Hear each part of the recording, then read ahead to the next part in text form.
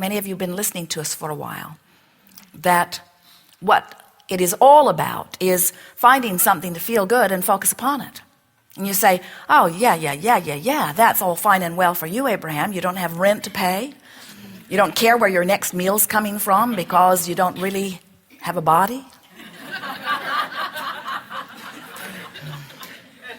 Housing's not a problem for you. You can be anywhere you want to be. It is ever so much better for you to finally get into vibrational alignment with the well-being that is you. We want to help you to discover that you can feel good right now no matter what. No matter what the circumstances are that are surrounding you, if you can find a way to feel a little better, then you will release a little resistance, and when you release a little resistance, then you will be able to feel a little better still. And if you will still try to feel a little better, then you will release a little more resistance, and when you release a little more resistance, you will feel better still.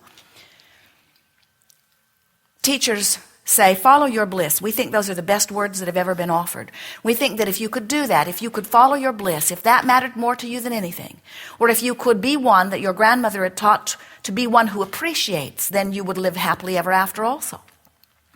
But the trouble with following the mantra, follow your bliss, is that when you are depressed or when you are in the middle of something that is upsetting, you don't have access to blissful thoughts. And so you just make failed attempts. Sometimes you just mimic, you smile the smile. That would be like having a gas gauge on your automobile dashboard that says empty, and you say, oh, I can fix that, and you just stick a happy face sticker over it. There. I feel a lot better now that I can't see that empty tank. And we say, so far so good. But we don't recommend that you leave it there for long because you're going to run out of gas. And you say, well, then I'll deal with it then. And sometimes that's what happens. You have emotions that are letting you know that your thoughts are resistant in nature and that you are pinching off your source to wellness and your source to clarity and well-being and all good things.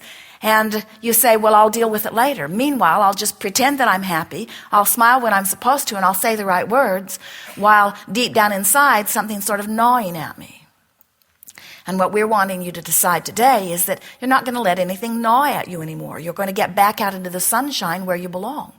But we want to help you to let yourselves off the hook by saying to you, don't try to do it all at once. Don't measure yourself against anything else. Don't say, my sister is so happy, and therefore I want to be more like that. And look at how prosperous that person is. I want to be more like that. It's fine to let those examples inspire your desire, but don't try to measure your progress by anybody else's progress, because you don't have access to those vibrational factors. You don't know how they want, you don't know why they want, you don't know how long they've wanted, you don't know how their desire feels.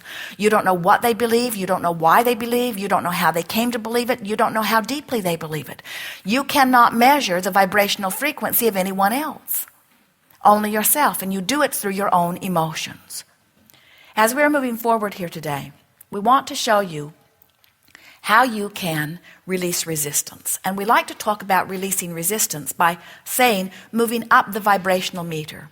A good mental picture is, imagine a cork floating on a surface of the water. That's that pure high fast vibration where you really are. That's where your inner being is. That's where joy is.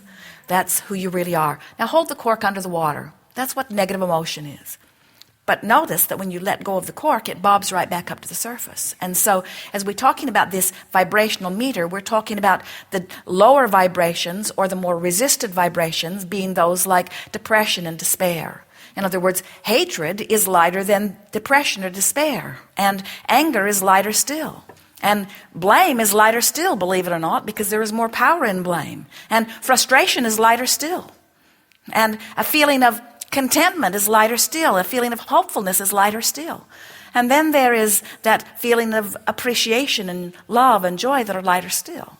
And so today we're going to talk about moving up the vibrational meter, but we want to help you to understand that if you are in a place of severe depression and you say, well, my goal today is joy, we say we would choose something closer to where you are. We would say, it is perfectly all right for you to lust after the delicious emotion of anger. And you say, oh, Abraham's teaching us to be angry. And we say, not if you're frustrated. We would never try to get you to go from frustration to anger. That's going the wrong way. But we would encourage you to go from anger to frustration. Some might say, well, we have loftier goals. And we say, we do too. We want you to get into your ecstasy and joy, just not all at once. And in the same way, you can't set your radio station on 98.6 and hear what's being broadcast on 101 FM.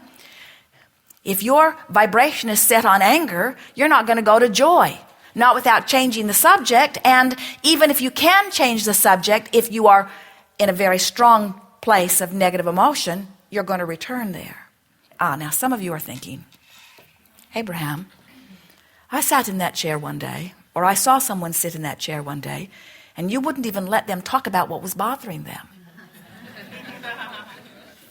And now you are wanting to encourage us to focus upon things that make us angry. And we say, what we are really wanting is that you use your guidance. And like Magellan, you say, here's where I am, and here's where I'd like to be. And that you don't get freaked out about the path that is on the way. Jerry and Esther are traveling from Phoenix to San Diego. And as they are headed to San Diego, eager to be there, halfway is Yuma. And when they find themselves in Yuma, they do not just stop at the side of the road and cry. They do not become so disoriented that they turn around and go back to Phoenix. Because it's easy to understand the distance between where they are and where they want to be. It's quantifiable, it's measurable, it's discernible, it's understandable. From where you are relative to everything, we want it to be just that understandable. You could be in serious physical condition, and we want you to understand where you are in relationship to where you want to be. And these are the most important words that you will hear from us today, or maybe ever. Your journey is first and foremost an emotional journey. First and foremost, it's a vibrational journey. It's a vibrational journey from resistance to allowing, which means it's a vibrational journey from despair or depression into that breath-giving anger, into that even more breath-giving blame, into that even more breath-giving frustration. And by breath-giving, we mean, can you feel the relief that anger gives you from depression? Can you feel the relief that frustration would give you from anger? Creation is about relaxing and releasing the resistance that is the only thing that is keeping you from anything that you want. Creation of anything, or the distance from where you are to any place you want to go, is an emotional distance.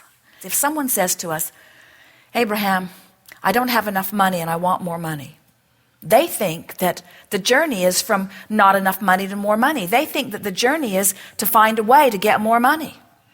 And we want them to understand that the journey is to find a way of not feeling bad about not having enough money. The journey is about feeling better about where I am. The journey is about finding relief, because when you are able to feel around somewhere and find some thought that gives you a little relief, no matter what it is, and it may not be a thought that anybody you know thinks. Doesn't matter how anybody else thinks about it. If it gives you a feeling of relief, you've released some resistance. And when you release some resistance, now the world opens to you in another way. Some who are sick think that the journey is between sickness and wellness.